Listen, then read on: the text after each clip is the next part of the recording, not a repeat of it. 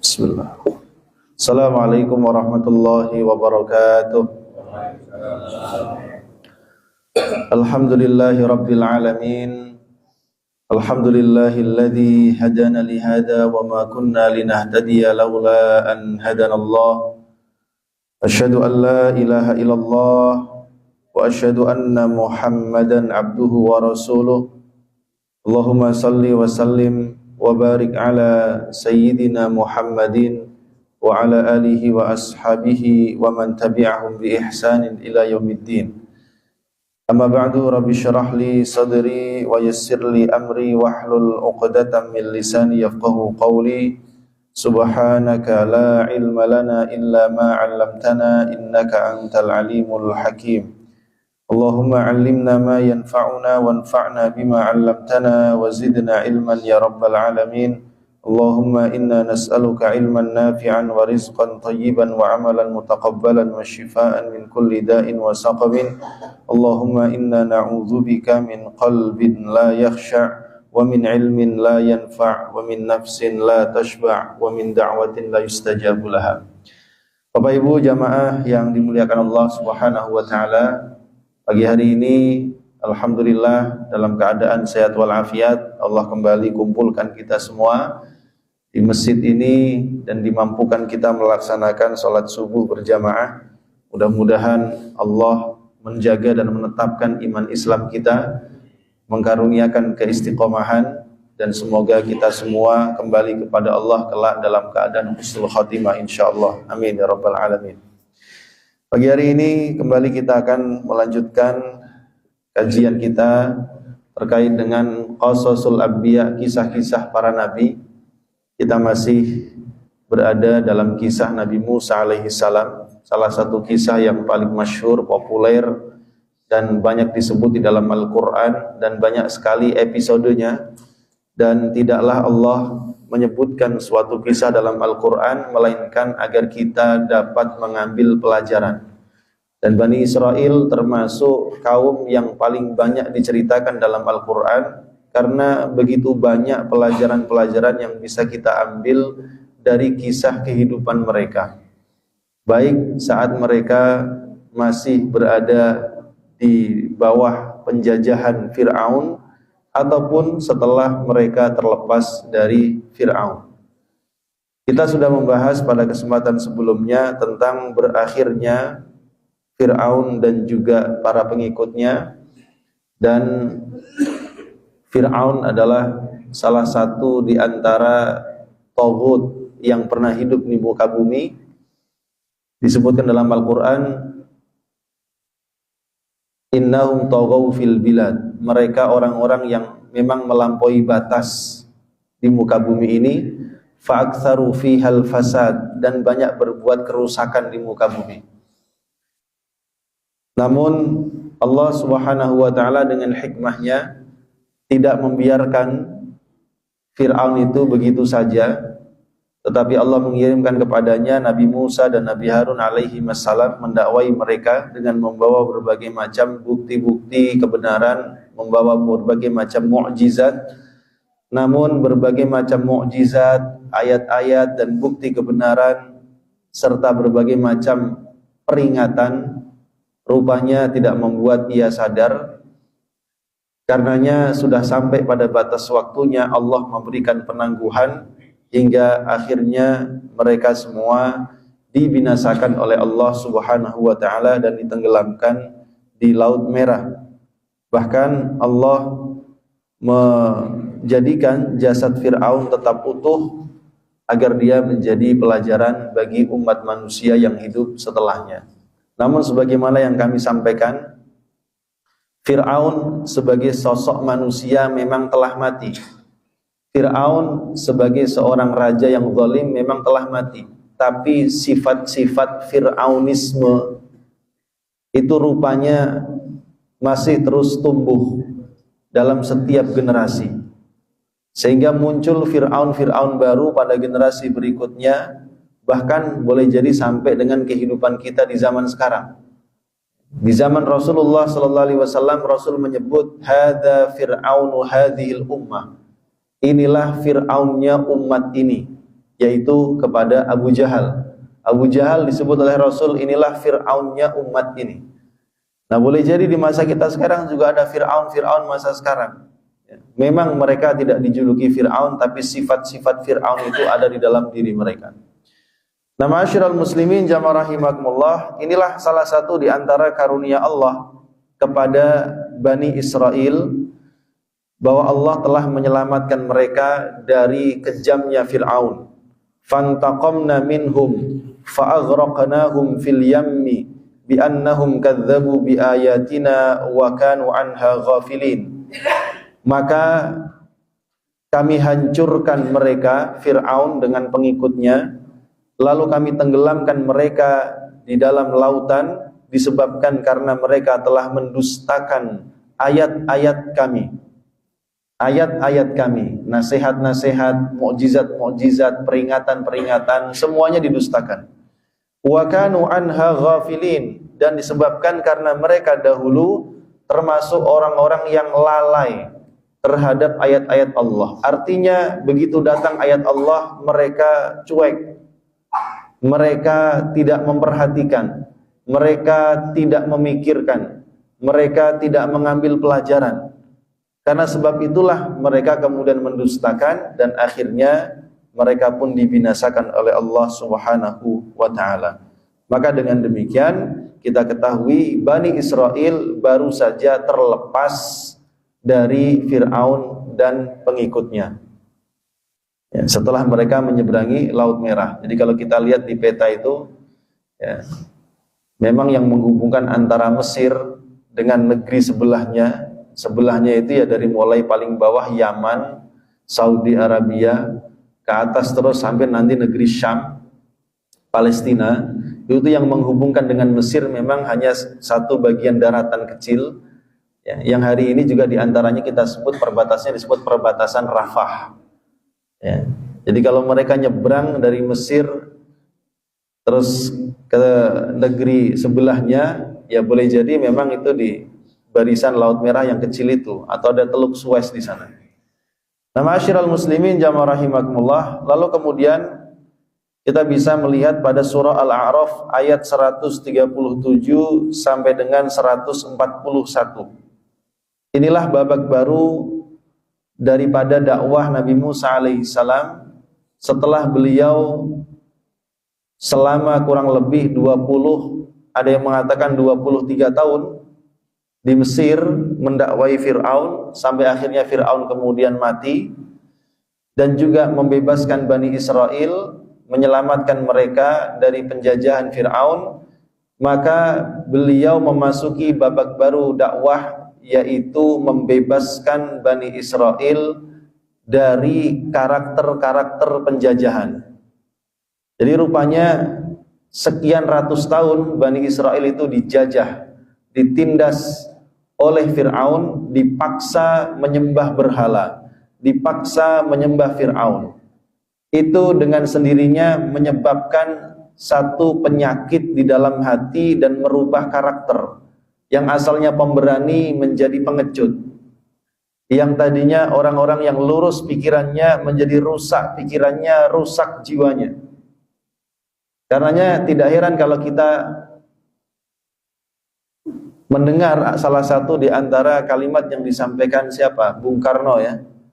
Perjuanganku lebih ringan, yaitu membebaskan negeri ini dari penjajah, dari negeri asing.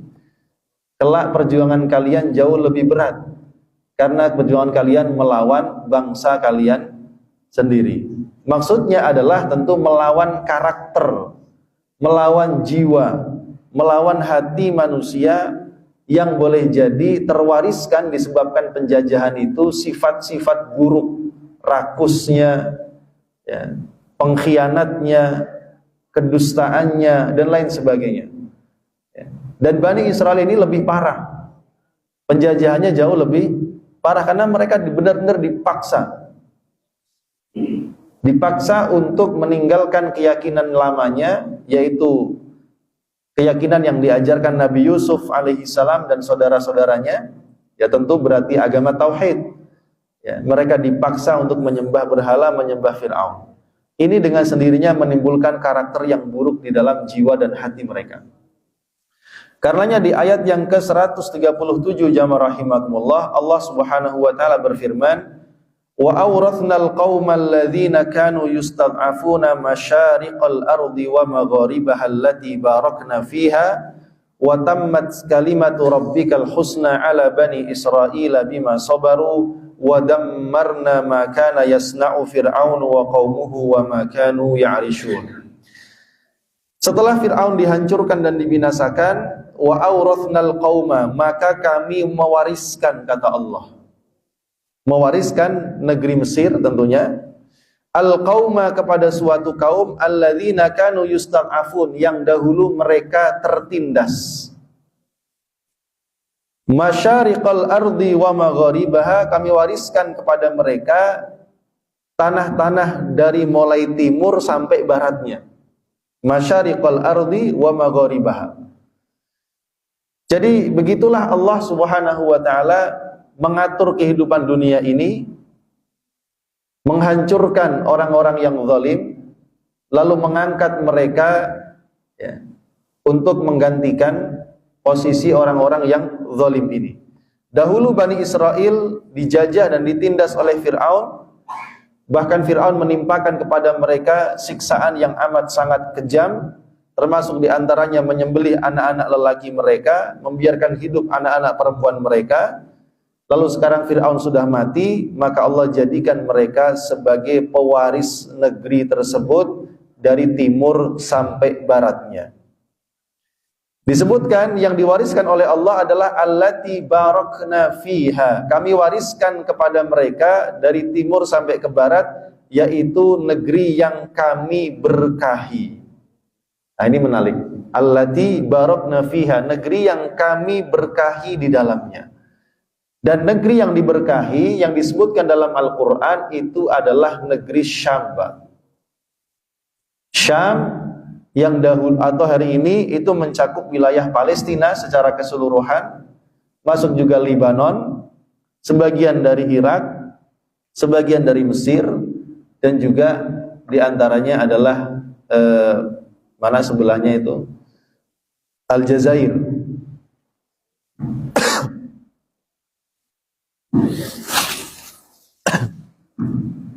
Nah, itu dulu satu kesatuan namanya wilayah negeri Syam. Itulah negeri yang diberkahi oleh Allah Subhanahu wa taala, Suriah termasuk diantaranya, Damaskus. Itu satu kesatuan. Negeri yang diberkahi oleh Allah Subhanahu wa taala yang juga disebutkan di dalam surah Al-Isra, Subhanalladzi asra bi 'abdihi lailan minal masjidil haram ilal masjidil aqsa alladzi barakna haulah.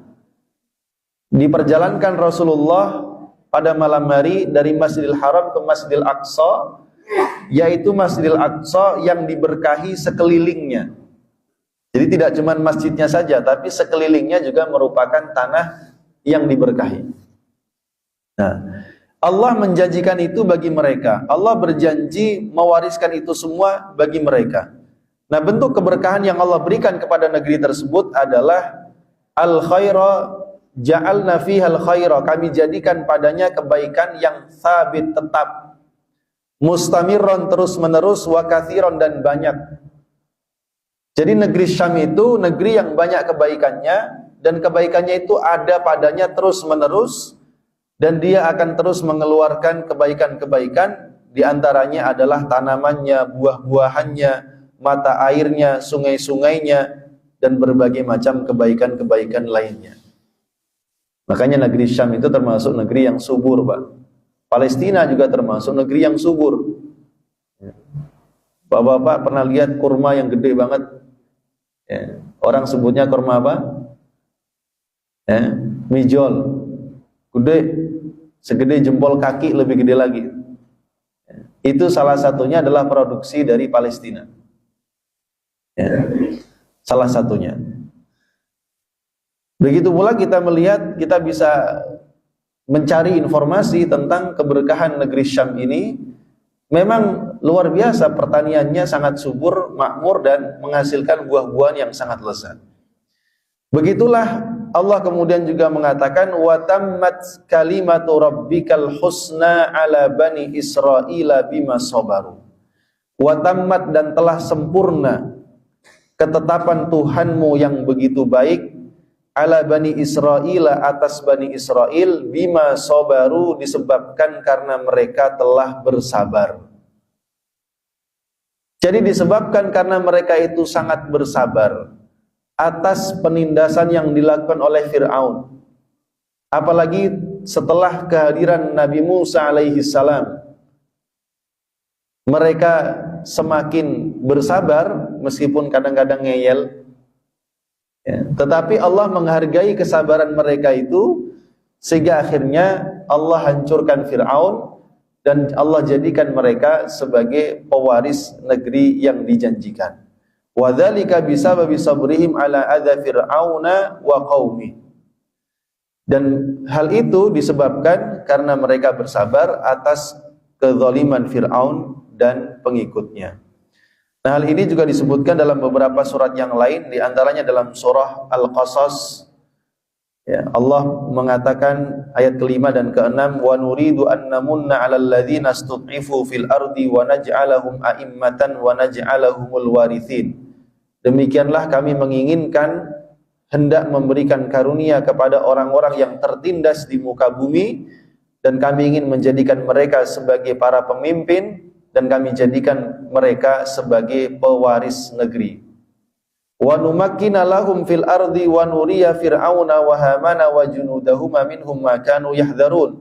Dan kami jadikan mereka dapat menetap secara kokoh di atas muka bumi. Ini janji Allah. Dan Allah ketika berjanji tidak akan mengingkari janjinya. Allah akan berikan itu kepada mereka. Asalkan yang kemarin sudah pernah kita bahas, mereka mau meminta pertolongan kepada Allah dan bersabar ya, dalam berjuang di jalan Allah Subhanahu wa ta'ala. Wa dammarna ma kana yasna'u fir'aunu wa qaumuh. Sedangkan kepada Fir'aun, kata Allah, kami hancurkan semua yang telah dibuat oleh Fir'aun dan pengikutnya. Kerajaannya Fir'aun hancur. Semua yang pernah dibuat oleh Fir'aun dari sisi apapun semuanya hancur. Pemerintahannya hancur, kerajaannya hancur, semua kekayaannya hancur, menjadi kerugian. Wa ma kanu ya'rishun, dan semua yang mereka bangun juga telah dihancurkan oleh Allah Subhanahu wa ta'ala. Mungkin kita pernah mendengar salah satu ayat bagaimana Fir'aun itu meminta kepada Haman untuk membuat sebuah bangunan yang sangat tinggi ya, sebagai bentuk kesombongannya. Wahai Haman, buatkanlah untukku sorhan, yaitu sebuah menara yang sangat tinggi ya, supaya aku bisa sampai ke puncak yang tertinggi, puncak langit, supaya aku bisa melihat Tuhannya Musa. Katanya Tuhannya Musa itu ada di atas. Nah, itu semua telah hancur. Karenanya setelah tenggelamnya Fir'aun di Laut Merah itu, Pak, nggak pernah lagi muncul Fir'aun berikutnya di Mesir. Maksudnya yang melanjutkan kerajaan Fir'aun itu udah nggak ada, yaitulah terakhir. Ya, habis sudah. Silsilahnya Fir'aun berakhir pada Fir'aun yang dibinasakan oleh Allah, ditenggelamkan di Laut Merah, sesuai dengan apa yang difirmankan Allah, wa dammarna ma kana yasna'u fir'aunu wa qaumuh. Ya. Karenanya memang Fir'aun ini menjadi pelajaran yang sangat besar bagi para penguasa, bagi para pemimpin. Kalau mereka berlaku sombong ya, berlaku zalim sebagaimana Fir'aun ini berlaku, maka akhir hidupnya juga akan menjadi akhir kehidupan yang buruk sebagaimana yang Allah timpakan kepada Fir'aun. Ibnu Ashur mengatakan jamaah rahimakumullah, dan kaum yang tertindas yang dimaksudkan dalam ayat tersebut adalah Bani Israel. Maka Allah Subhanahu wa ta'ala mewariskan kepada mereka negeri yang ditinggalkan oleh Fir'aun tersebut disebabkan karena mereka bersabar. karena kesabaran mereka, maka Allah pun membalas kesabaran itu dengan memberikan kepada mereka, menjadikan mereka sebagai pewaris bumi. Yang kedua, Ibnu Ashur juga mengatakan bahwa ayat-ayat ini ketika diturunkan oleh Allah Subhanahu wa taala, maka dia menjadi kabar gembira bagi kaum muslimin yang saat itu tinggal di kota Mekah dan mereka minoritas, lalu mereka diperlakukan secara zalim dan kejam oleh orang-orang musyrik di kota Mekah. Maka sebagaimana Allah menjanjikan kepada Bani Israel atas kesabarannya mereka akan dijadikan penguasa dan pewaris di muka bumi ini, begitu pula Allah menjanjikan kepada umat Islam di kota Mekah, Allah pun kelak akan menjadikan mereka sebagai pewaris negeri dan menjadi pemimpin di muka bumi. Dan begitulah waktu berjalan. Setelah 13 tahun di Mekah tidak ada kemajuan yang signifikan dalam dakwah di Mekah, maka Rasul terpaksa harus hijrah dari Mekah menuju Madinah. Di Madinah beliau menemukan tempat yang baik, penduduk-penduduk yang baik, menerima Islam dengan baik, bahkan siap berkorban harta dan nyawa di jalan Allah. Disinilah mulai kemenangan dakwah Nabi itu mulai terlihat. Sampai nanti kemudian terjadi berbagai macam peperangan, puncaknya tahun ke-6 Hijriah, terjadilah namanya Sulhul Hudaybiyah, yaitu perjanjian gencatan senjata antara kaum muslimin dengan orang-orang musyrikin Mekah. Mereka bersepakat untuk melakukan gencatan senjata selama 10 tahun. Tapi belum sampai 10 tahun, berkah daripada apa yang Rasulullah SAW lakukan dalam perjanjian ini, 2 tahun berikutnya, berarti tahun ke-8 Hijriah, disebabkan karena orang-orang Mekah mulai melanggar kesepakatannya, Rasul membawa 100.000 kaum muslimin dari Mekah dari Madinah menuju ke kota Mekah. Terjadilah namanya Fathu Makkah, pembebasan kota Mekah. Maka sejak saat itu kota Mekah jatuh di bawah kekuasaan kaum muslimin. Penduduknya masuk ke dalam agama Islam tanpa dipaksa.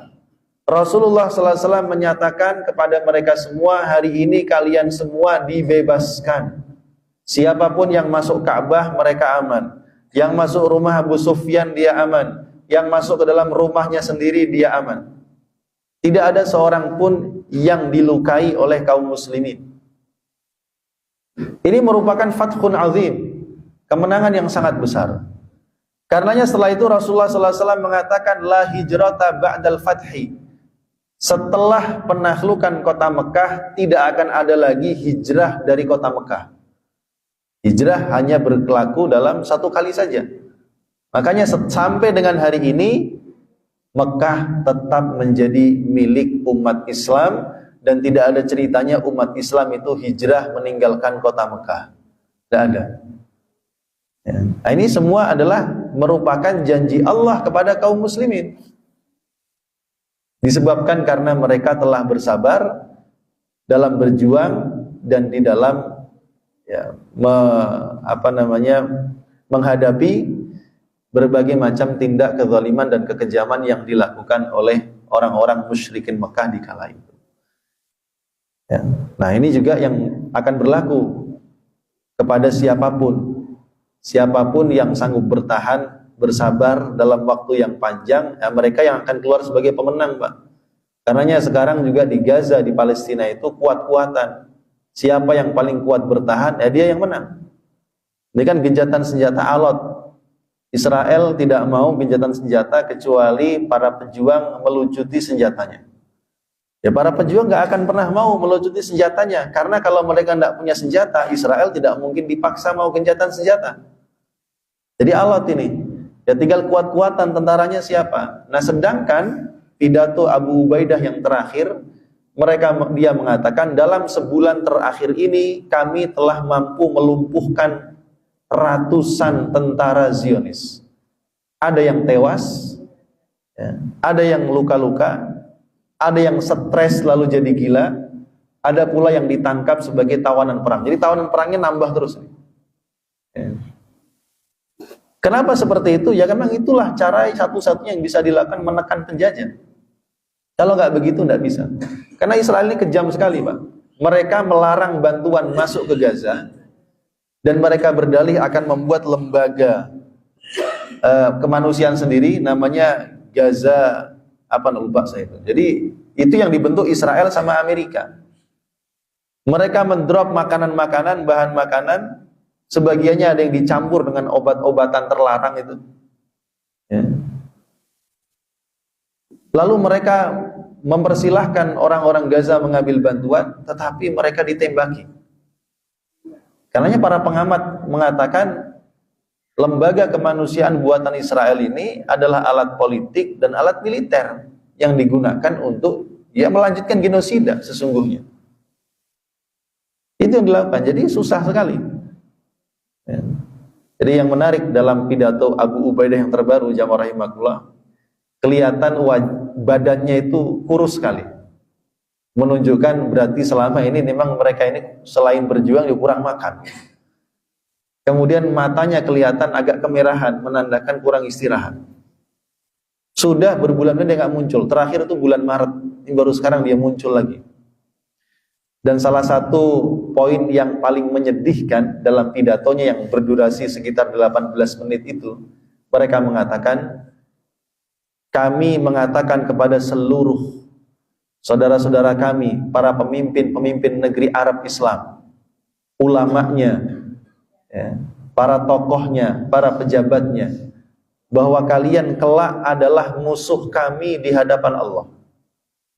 Kalimat ini sadis, Pak. Bukan sadar, artinya mengiris hati. Karena di leher kalian, di pundak kalian, terdapat tanggung jawab di hadapan Allah atas diamnya kalian di saat saudara-saudara kita atau kami di sini mengalami genosida, pembunuhan setiap hari, baik dengan senjata-senjata berat ataupun dengan kelaparan yang kami alami. Rakyat kami yang kelaparan, kehausan, tanpa obat-obatan, tanpa tempat tinggal yang layak, kekurangan air, kekurangan makanan, anak-anak, kaum perempuan semua mati. Kelak kalian di antara orang-orang yang kelak akan kami adukan di hadapan Allah. Ini poin yang paling mengiris hati. Jadi ma'asyiral muslimin jamaah rahimakumullah, ini sebagai umat Islam memang tidak selayaknya kita ikut diam dan bungkam memang. Ya tapi kita ini sebagai rakyat biasa, ya cuman bisa bersuara saja, tidak memiliki kekuatan. Maka yang sangat disayangkan adalah pemimpin-pemimpin negeri Arab Islam. Itu apa yang mereka lakukan? Sementara sebagian mereka masih terus mengirimkan kaleng-kaleng minyak buminya kepada Israel. Kalaupun nggak ke Israel, ke Amerika. Amerika ke Israel lagi. Sementara saudara-saudara kita di Gaza ini makin lama makin sulit kehidupannya. Ya. Nah itu kalau kita bahas panjang lagi itu. Saya teringat satu kisah tentang perang Bani Qainuqa di masa Rasulullah SAW. Jadi Yahudi Bani Qainuqa ini itu mengkhianati perjanjiannya dengan Rasulullah SAW. Mereka menantang perang dan melecehkan kaum muslimin. Hingga puncaknya adalah melecehkan seorang wanita muslimah yang menjual barangnya di pasar mereka. Lalu kemudian dengan berbagai macam cara tersingkaplah auratnya perempuan itu. Maka dia berteriak, ditolong oleh seorang muslim, dibunuhlah Yahudi yang mengganggu ini. Lalu si muslim ini pun ditangkap dan dibunuh. Karena sebab itu Rasulullah mengepung mereka selama 15 hari sampai akhirnya mereka menyerah. Tadinya Rasul hendak memberikan hukuman kepada mereka itu mungkin hukuman mati. Tapi Abdullah bin Ubay bin Salul memaksa Rasul memberikan keringanan, maka Rasul melepaskan mereka hukumannya diganti, mereka diusir keluar dari kota Madinah. Nah, di sini ada dua orang yang berperan penting. Pertama, Abdullah bin Ubay bin Salul. Dia sudah masuk Islam walaupun dia munafik. Masuk Islamnya pura-pura. Orang kedua namanya sahabat Nabi Ubadah bin Samit, sahabat Nabi yang mulia yang ditugaskan untuk mengusir Bani Qainuqa. Dua orang ini sama-sama memiliki perjanjian setia dengan Bani Qainuqa dari masa jahiliyah.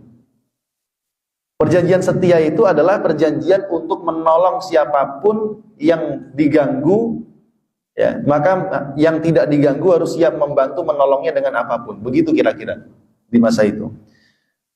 Nah, Abdullah bin Ubay bin Salul sudah tahu tentang pengkhianatan yang dilakukan oleh Bani Qainuqa, tapi dia tetap menunjukkan loyalitasnya kepada mereka.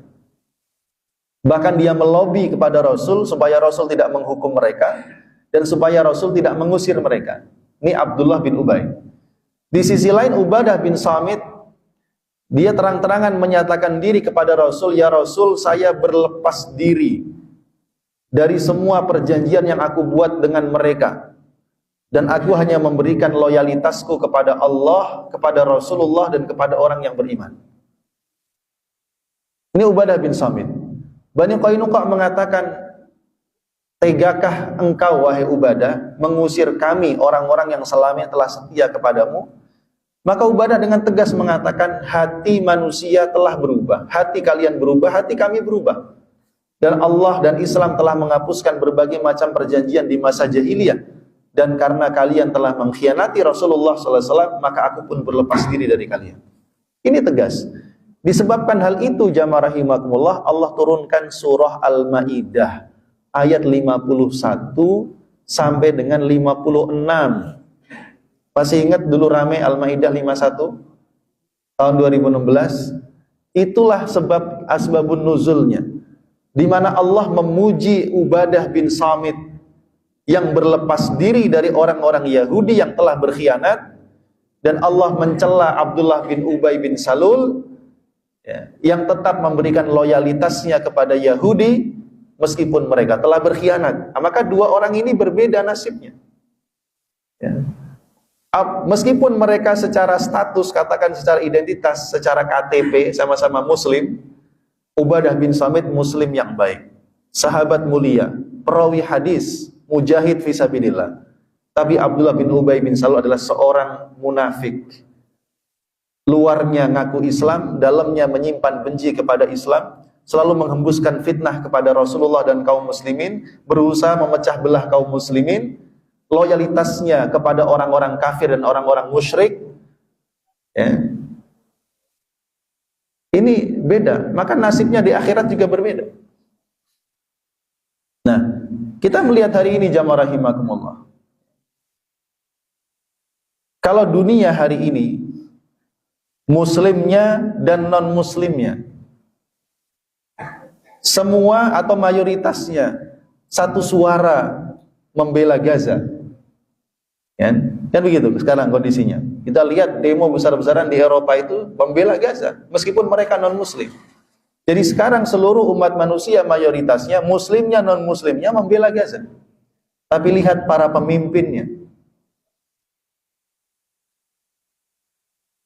paling banter cuman mengecam, ya, bahkan menutup kedutaan Israel yang ada di negara mereka pun mereka tidak berani.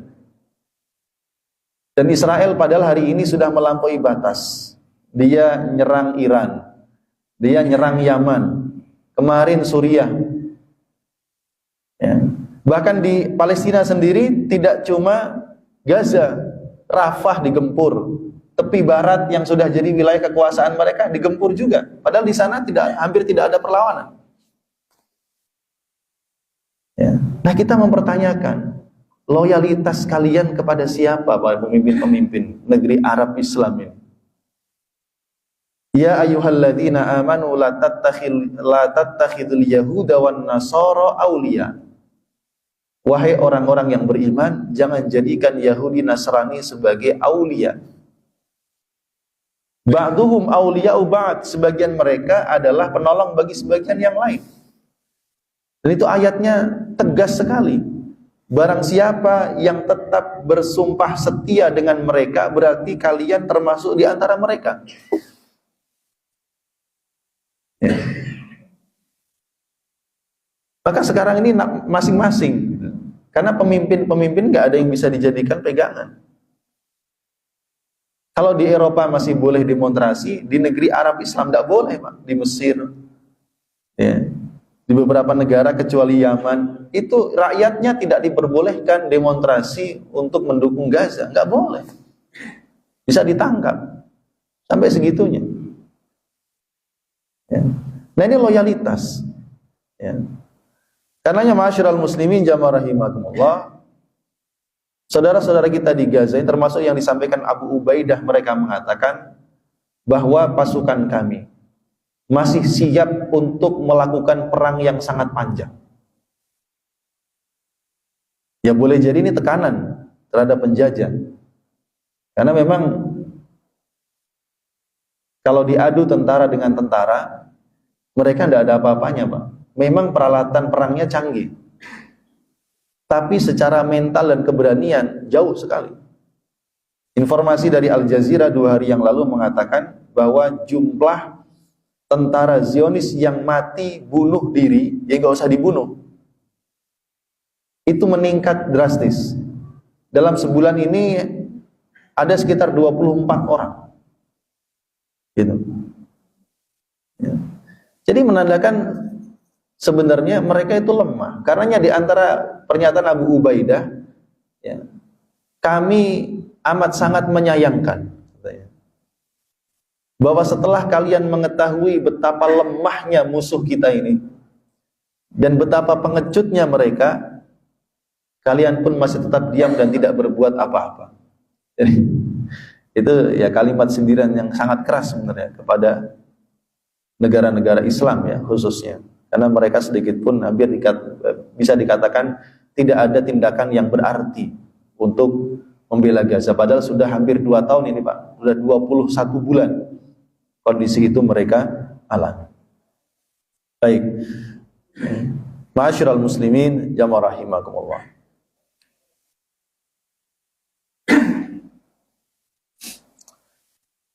Nah, Allah Subhanahu wa taala disebabkan karena kesabaran Bani Israel ini, Allah berjanji akan menjadikan mereka sebagai pewaris negeri yang diberkahi, yaitu negeri Syam. Nah, negeri Syam ini termasuk negeri yang diberkahi oleh Allah dan disebutkan diantaranya dalam hadis-hadis Rasulullah Sallallahu Alaihi Wasallam. Di antaranya hadis Zaid bin Thabit. Ini biar kita tahu ini negeri terbaik di dunia. Kunna inda Rasulillah sallallahu alaihi wasallam nu'alliful Quran. Dahulu kami di sisi Rasul nu'alliful Quran, sedang menulis Al-Quran. Jadi Quran itu memang sejak zaman Nabi sudah ditulis, Pak, tapi tidak dibukukan jadi satu, ya. Ada yang ditulis di pelepah kurma, ada yang di kulit-kulit binatang, tercecer masih, tapi sudah mulai ditulis. Dan Rasulullah hanya mengizinkan menulis Al-Quran dan melarang menulis hadis.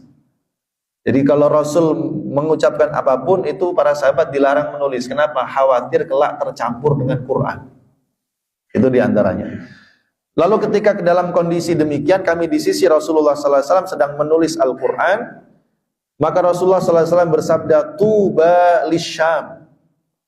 Tuba artinya amat sangat beruntung, lisyami bagi negeri Syam. Maka kami bertanya, maksudnya bagaimana ya Rasulullah? Maka Rasul mengatakan, li'anna malaikatar rahmani basitatun ajnihataha 'alaiha. Karena malaikat-malaikat Allah, malaikat-malaikat Ar-Rahman, mereka membentangkan sayapnya di atas negeri Syam. Ya. Membentangkan sayap itu menunjukkan keridhaan. Sebagaimana Rasul mengatakan, kalau ada suatu kaum berkumpul di salah satu rumah-rumah Allah, masjid, lalu mereka berzikir, mengkaji ayat-ayat Al-Quran, maka malaikat-malaikat Allah turun, membentangkan sayap-sayapnya di atas mereka, lalu mendoakan mereka. Nah itu, Pak. Jadi salah satu di antara negeri yang dimuliakan Allah selain Mekah dan Madinah, ini adalah negeri Syam. Dalam hadis yang lain dari Ibnu Hawalah, dia berkata, Rasulullah sallallahu alaihi wasallam bersabda, "Saya sirul amru ila an takunu junudan mujannadah." Kelak kalian akan menjadi pasukan-pasukan yang berbaris rapi. Jundun bisyam, ada pasukan di negeri Syam. Wa jundun bil Yaman, ada pasukan di Yaman. Wa jundun bil Iraq, dan pasukan di Irak. Ada enggak sekarang ini? Ada. Irak ya representasinya di antaranya Iran sebagian. Gitu kan? Yaman ada. Walaupun di dua-duanya Syiah hari ini. Tinggal yang di Syam. Syam yang ada di antaranya adalah Palestina dan Suriah. Ada Lebanon, Lebanonnya Syiah.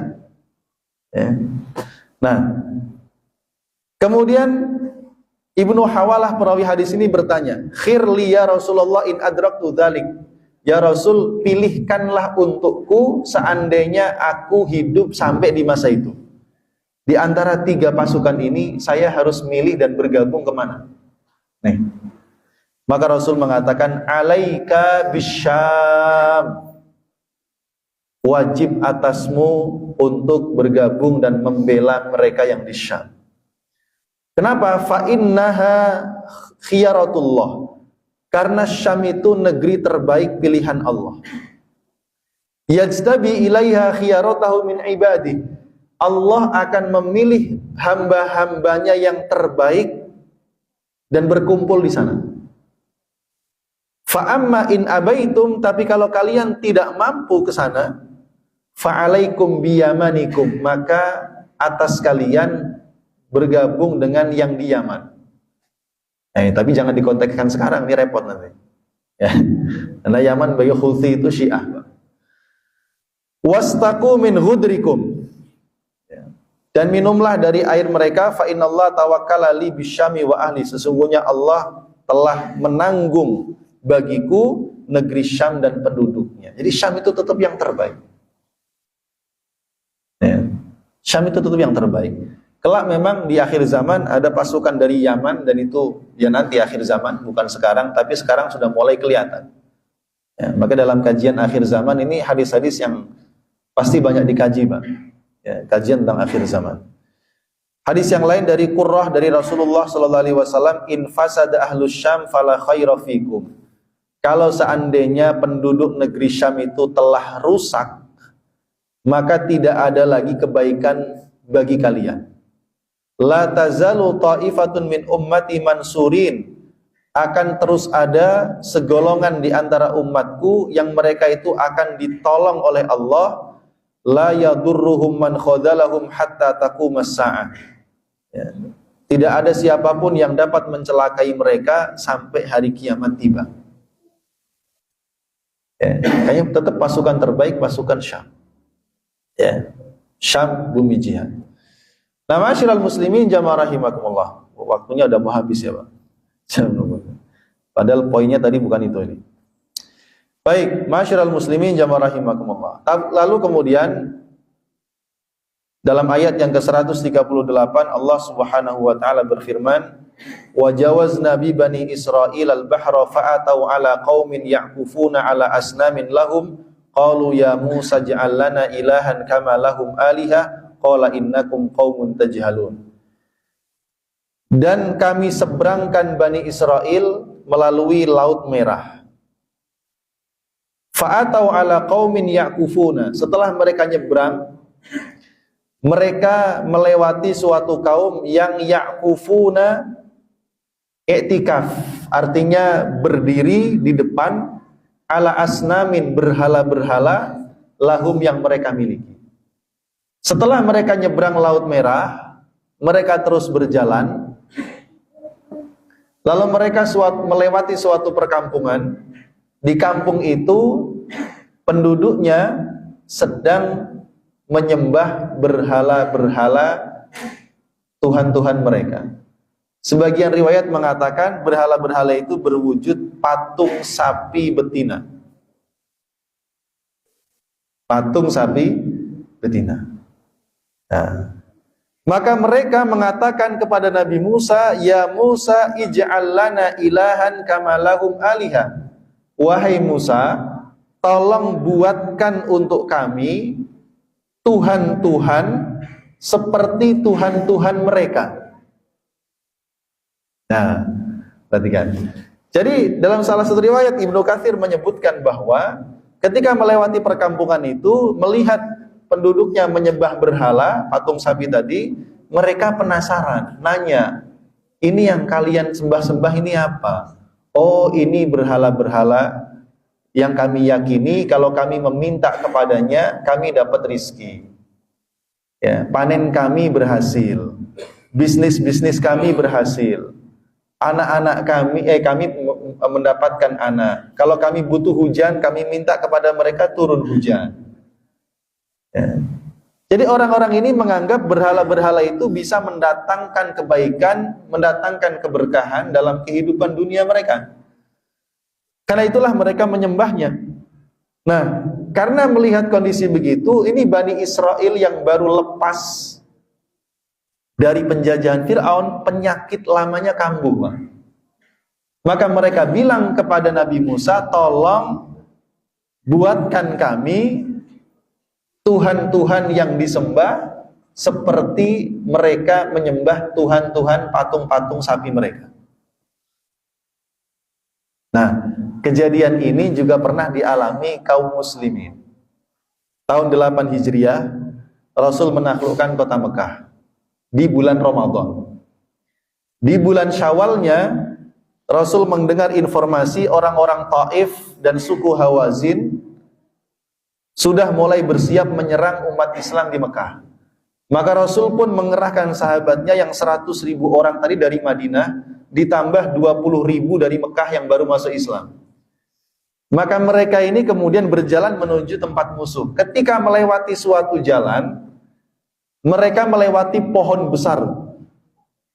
Yang dulu orang-orang Mekah musyrik itu sering menggantungkan senjatanya di pohon itu, Pak. Dan mereka meyakini bahwa senjata yang digantungkan di pohon itu kelak menjadi senjata yang berkah. Maka mereka bilang kepada Rasulullah sallallahu alaihi wasallam, "Ya Rasulullah, tolong buatkan untuk kami, jadikan untuk kami pohon Zatu Anwat seperti yang dimiliki oleh orang-orang Mekah di zaman dulu." Sama apa sama itu? Karenanya Rasul kemudian mengatakan, Subhanallah, ini ungkapan ya kaget gitu.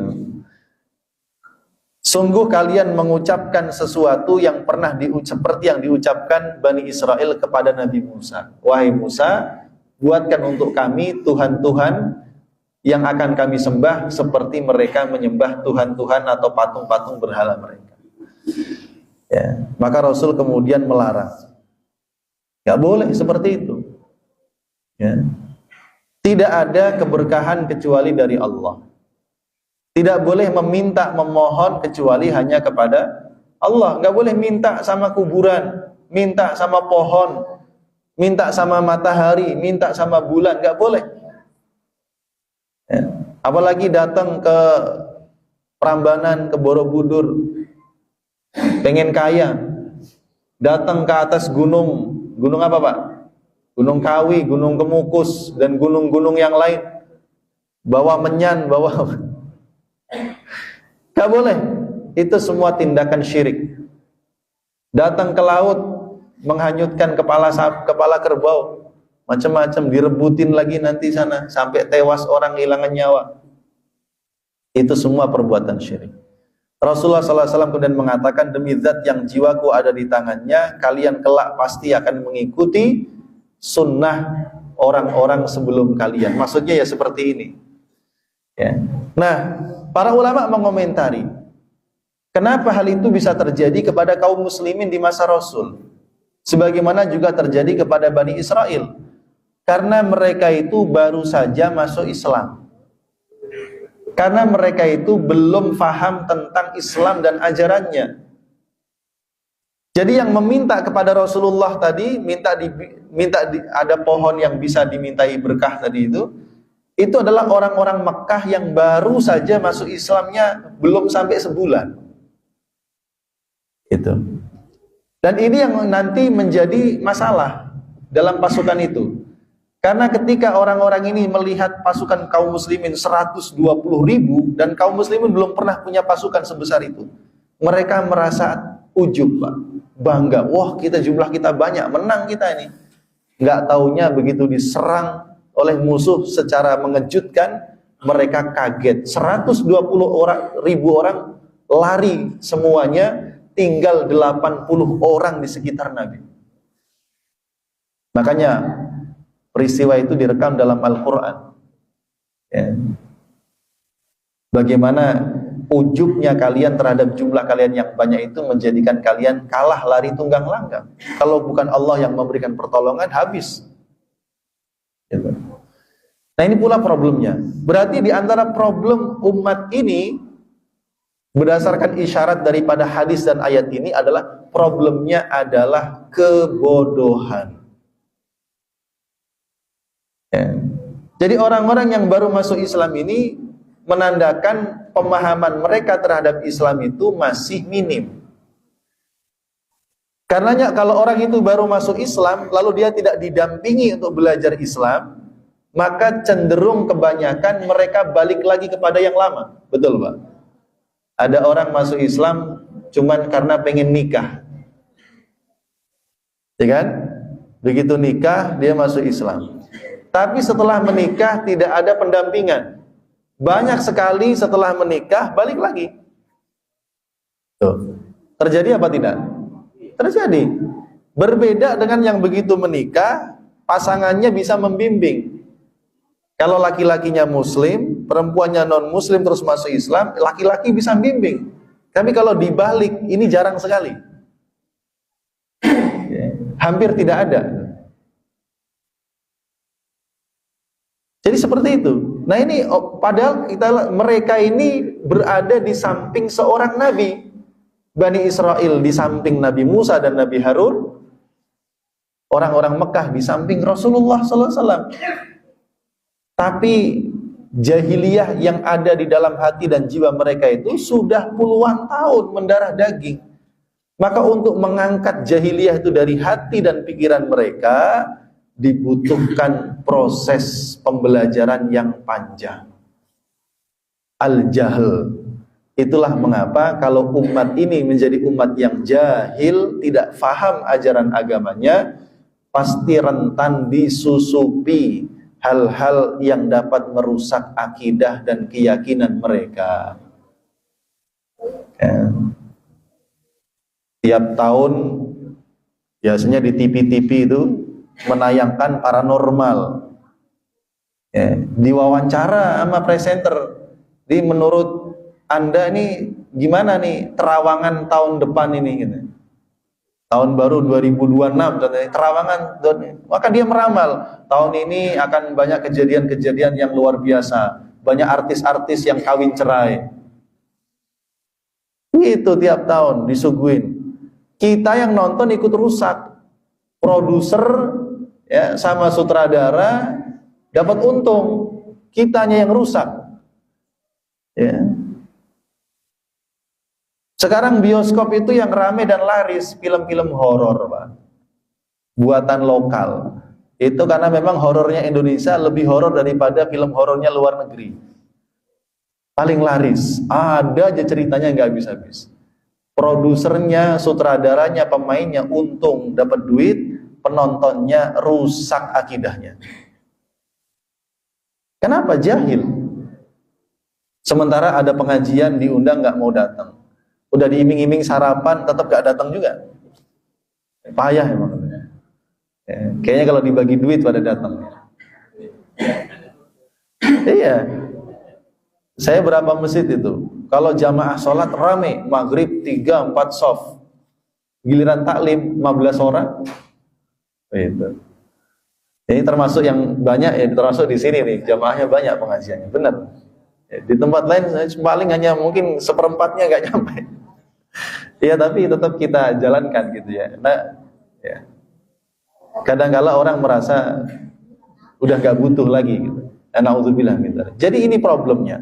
Dan itu tadi yang saya sampaikan bahwa perjuangan Nabi Musa membebaskan Bani Israel dari Fir'aun ya, selama 20 tahun, 23 tahun sudah selesai. Ya. Tapi perjuangan beliau berikutnya adalah memperbaiki jiwanya Bani Israel ini. Ini yang berat. Dan ini baru saja nyebrang laut. Baru saja ditolong oleh Allah. Sudah bikin masalah. Buatkan untuk kami Tuhan-Tuhan seperti yang mereka sembah. Karena Bani Israel komentarnya sederhana, qala innakum qaumun tajhalun. Dasar kalian ini kaum yang bodoh. Jadi penyakitnya begitu, kebodohan menjadi penyakit. Ya. Ma'asyiral muslimin jamaah rahimakumullah. Ya. Lalu beliau mengatakan inna haula'i mutabbarum ma hum fihi wa batilum ma kanu ya'malun. Sesungguhnya mereka kaum penyembah berhala itu kelak mereka itu akan binasa disebabkan karena kesyirikan yang mereka lakukan. Wa batilum ma kanu ya'malun, dan semua perbuatan mereka perbuatan yang batil, yang salah, karenanya tidak layak diikuti. Nah ini problemnya, umat yang bodoh itu sukanya ikut-ikutan. Oh gitu ya, kamu nyembah berhala dapat berkah, dapat ini, dapat itu. Makanya kepengen. Disebabkan gak punya ilmu. Karena kita umat Islam ini Pak, tidak boleh melakukan sesuatu tanpa ilmu, tidak boleh. Kalau kita tidak ngerti, kata Al-Quran, fas'alu ahlad dzikri in kuntum la ta'lamun. Bertanyalah kepada ahli ilmu, para ulama, kalau kalian tidak faham. Jadi tidak boleh kita ngarang-ngarang. Ya. Kalau ngarang-ngarang jatuhnya mesti sesat. Fas'alu ahlad dzikri in kuntum la ta'lamun.